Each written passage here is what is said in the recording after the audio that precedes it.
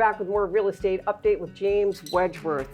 We were talking before the break, if I'm going to list a home, you know, I've got one of those tubs that's encased in tile really high up, or, you know, I've got crummy kitchen stuff going on as far as, you know, my appliances or whatever. Help me with this. Do I need to make changes before I list? There's usually the things that we usually recommend are two things: kitchen and bathrooms. You know, it depends on the competition that the other.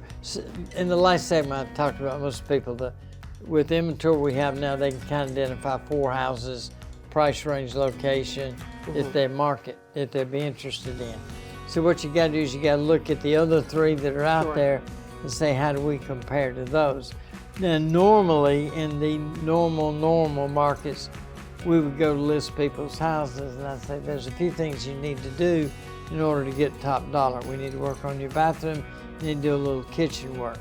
There's certain things people expect from an appliance perspective. Old wallpaper's got to go. Do you know wallpaper's back in, by the way? Well, that's what they say. Then I got a bunch of customers that are going to be very, very happy. That's good. Grandma is going to be happy. Good. Oh no, too much. But we would make that recommendation based on the competition. Yeah. Most of the time in the market we're in now, you sell it the way it is, and the people are willing, because of your price and location, to fix it up. Okay, what if I'm thinking about listing and I thought, geez, I wish I'd hit that high point when everything was going.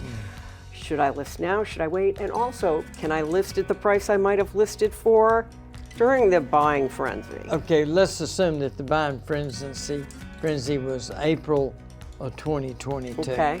Now, if you track pricing, they kind of peaked then, and then in May, the market started slowing down, and we can talk more about interest rates, but the market started slowing down.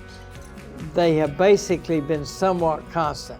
In all my projections, I say for figuring purposes, it's the same today as it was April 2022. Okay. Technically, it's probably anywhere from 2 to 4% less.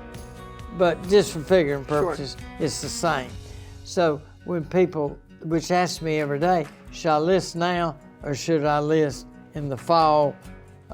Is there a benefit of what's the busiest time? Isn't it springtime or not? Traditionally, you know, February the 14th to April 25th is the best market. But all those, if we threw those out the door in COVID, we were selling houses in December. We'd never done that before.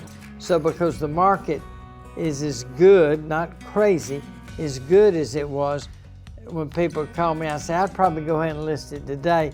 I don't know the benefit of waiting 3 months. If you're ready to list it and it's in good condition, there's usually a little bit of stuff we have to help people getting rid of some. Everybody's got way too much stuff in their houses. Yeah. So we doesn't show well if you have all those tchotchkes and everything. So what we do is we help them with that. But in today's market, I tell them to go ahead and put it on the market today because it's strong. I can't predict what it'll be in a year. Are you still battling sometimes with people who sell that want to list at a lot higher price than you think they should, or are people being reasonable these days? Well, we still have people that are what we call crazy plus 25%. You know, they had a neighbor that sold the house a year ago for pick a number $1 million, and then I go over and they say, I want $1,250,000. I said, well, I don't think we get that. Here's what's on the market today. So pricing is always a function of your competition. Remember that, price is always a function of competition.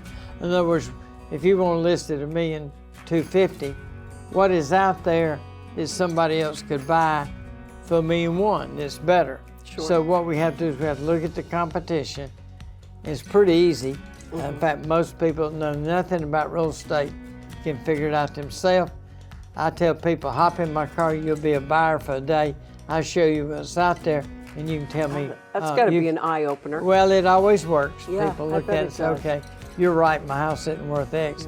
It's worth X. That's how you do it. All right, I want to get into how villa sales are going and talk more about interest rates, but we're going to take our last break, okay? Okay. All right, we will be right back.